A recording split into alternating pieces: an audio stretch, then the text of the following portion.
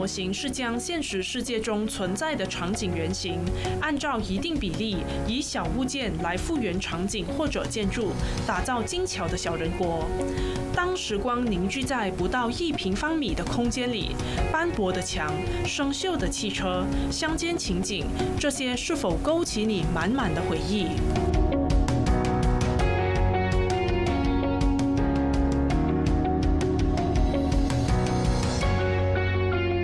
在人们的记忆里，以往常见的老巷或者是旧店铺，不知道在哪一天突然就消失了，甚至还来不及记录。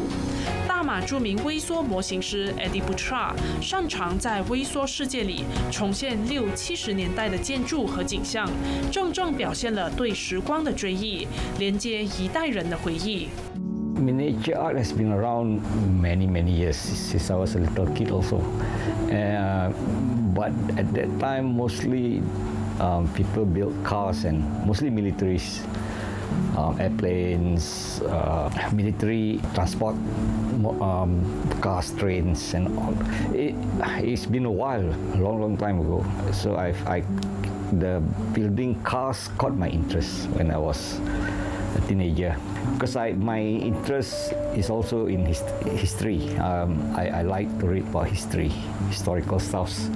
So then it came to me, why don't I start building things with historical value? So I start searching for mod cars that from the olden days, and stop building modern sports cars and all that.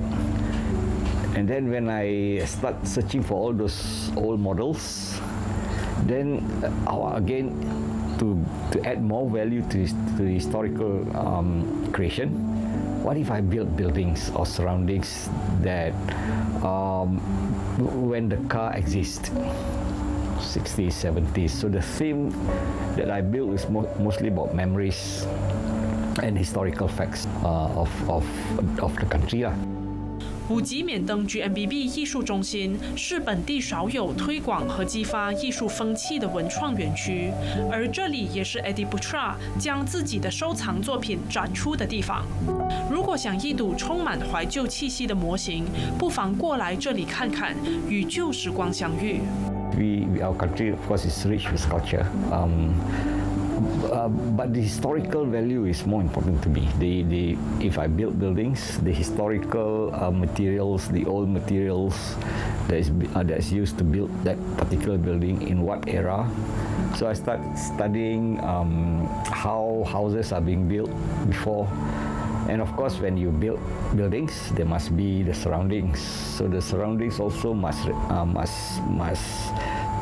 support the idea of building that era. If 70s, you cannot build lamp poles from TNB, at the time that doesn't exist. So that's why people see that, wow, this is about the old stuffs. So it's all about historical and making sure the facts are correct. 他制作的场景和建筑，有些是源于真实，有些则是自己的想象。但是他要求贴近现实和历史的真正场景，以便能够正确地复制在模型上。因此，他透过大量阅读来加强地理知识和建筑设计基础。For example, Penang, when I travel to Penang, for example, I go to places that people don't go, the back lanes. And I take pictures of the buildings that exist there. Then I come back and study what sort of material they use for that particular buildings. It's always start with reading. I do a lot of reading. Then I've got a sketchbook and my journal that I write facts. Say I want to know about limestone. What are limestone consists of, and what the color, the texture. Then I start sketching, rough sketch of what I want to build. After sketching, then the first thing I need to do is to come up with the facade, the front of the building, the details, the windows. So I start carving from wood or plaster or cardboard to cut the feature of the buildings. and then paint it, and then you put it together, glue it together to become a house. 对他来说，最难的步骤是替模型上色。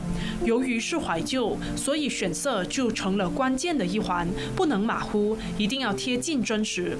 从一排又一排的色料中，不难看出他对精准颜色的要求。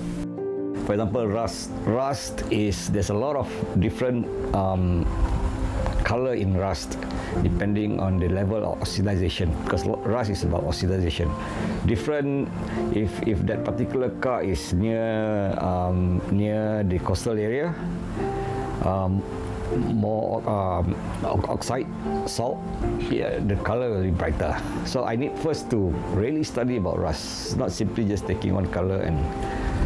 Because different level of moisture and water and oxygen level, different color of the rust. So I need to study that first. That's the most difficult one. And also moss. The higher the water content near the longkang, the moss will be greener.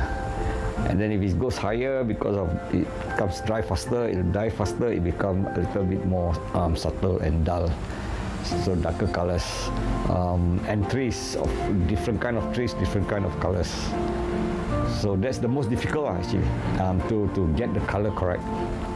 他的眼睛就像装了放大镜一样，那些人们不太会注意到的小细节，都逃不过他的法眼，而这往往就是最考验创作者能力的地方。如果曾经看过 Eddie Putra 的作品，你也会产生共鸣，因为他还原的是马来西亚人熟悉的生活场景。Well, my objective is actually to preserve the historical of our country, because we don't know what's going to happen 20, 30 years, what kind of media. Probably wooden houses don't exist anymore, and that generation doesn't even know that houses were being built with wood or stones, because you don't know what kind of material that comes in the future. So I hope my creations will be an archive, historical archive of how our country was in the previous to bring to the future. To me, art is something that you need to supplement your life. Of course, we are in a world too fast that a lot of stress at work. The living now is under big stress. So use art to slow down your life a little bit. It doesn't matter if you paintings, there's so many forms of art, even writing, dancing. So the generation needs to do that, needs to consider art as a necessity rather than something that you might need or might not need. Eddie Putra 享受慢生活，因此他制作每件作品都是无期限的，一时画画，一时阅读，有时间了才回到小世界里细细琢磨着下一步。他没有秘籍，也没有专人指导，如果有，那就是生活。前线视窗采访报道。